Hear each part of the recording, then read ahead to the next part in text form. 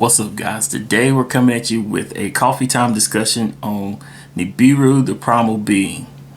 So let's jump into this. Let's see what we're coming at you with. Guys, if you haven't already, be sure, if you're new to the channel, to hit the subscribe button. That'd be much appreciated. Also, too, be sure to leave a like and a comment. That way we know what feedback you got from us, guys. So let's jump into this. Let's see what we're coming at you with.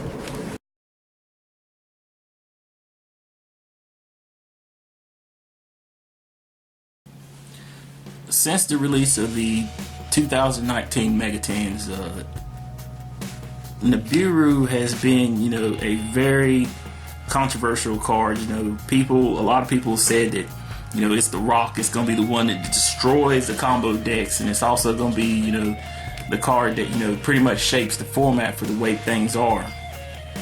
And in some instances, that's true. But a lot of people are considering this like raw sphere mode or kaiju and things like that. But, the thing I look at with this card, you got to look at it for what it is and what it can actually do for the game, and not just what it's going to hinder or what it's going to stop and things like that.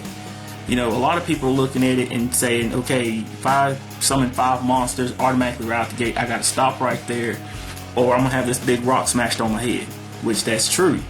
But at the same time, it's not, don't look at it as if it's just going to be a kaiju, because not all decks are going to play against this, not all decks are going to side this, and there will be some decks that will main deck this card. Just because, if you're anti-meta strategy, it's going to be beneficial for you to have this in hand for opening turn.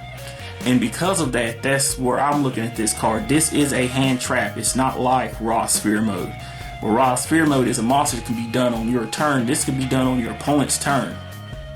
And a lot of people have hated on the hand trap deal with, the way cards are. People have wanted Max C to come back, and that's what leads me to look at this card and compare it to Max C. Max C and Nibiru are almost the same exact thing. Now, when I say that, Nibiru is going to make it so that you're going to have 5 summons. Within those 5 summons, you're either going to have to stop or you're going to have to take the Nibiru challenge. Max C's pretty much saying, okay, I'm going to activate this in my hand. For every special summon you do, I draw a card.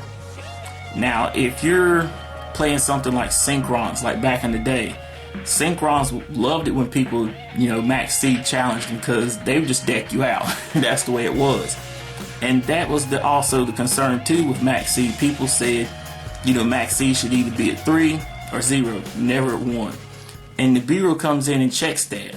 Now, when I say that, Nibiru is going to do the same thing like Max C. If you're a combo heavy deck and you're going straight combo for days, you're going to stop on this crazy end board. If you had Max C and you're drawing all those cards off the special summon, you're going to be able to do whatever you want to your opponent. If you drew into the kaiju, you kaiju over the cards that you want, or the raw sphere mode, or whatever. If you're going to draw the out just by playing Max C. Where the viewer is going to pretty much say, you know what, you got 5 turns. If after those 5 turns I don't see what I want to see, or I don't like what I see, I drop this and I still have an out for that big board that you got. And that's the thing that I'm looking at with Nibiru. Nibiru is going to make it so that Max C has almost been power correct in a way. Konami does not like, people to draw cards in Yu-Gi-Oh card game. And this has been the answer to Max C. Max C really doesn't have to come off the ban list now, because, if you're a combo deck, combo decks is really too crazy. You have a Nibiru. If they don't have the out for it, guess what? You just drop Nibiru on them. There it is. The same thing's going to happen with a combo deck. If they have the out for the Max C, they're just going to negate the effect for the Max C, and they're just going to keep going for days anyway. So it's the same thing.